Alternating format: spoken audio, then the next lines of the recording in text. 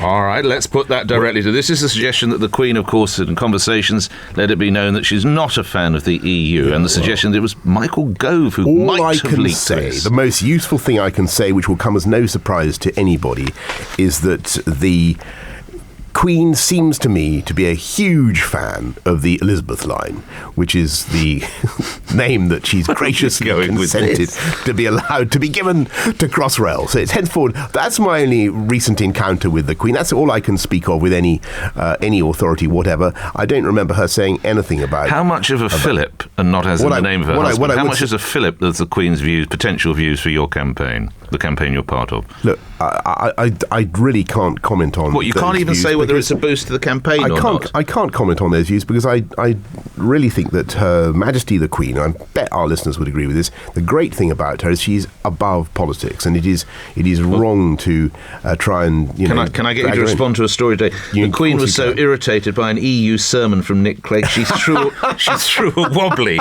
Now, as someone who spent a lot of time with Mr. Clegg, I find that astonishing. How do you react? I have to admit, I find that plausible. Can he be a bit sanctimonious at times?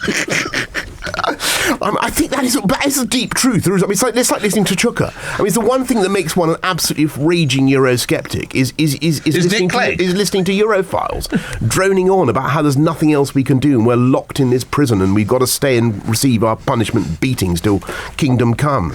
And I think there's a massive opportunity. If Her Majesty did throw a wobbly, if she did throw a wobbly in response to a Euro sermon from the former leader of the Liberal Democrats, then I have to say I can at a human level, Nick, I can understand how she felt. But again, I don't want to. I haven't seen you laugh like that in 8 years.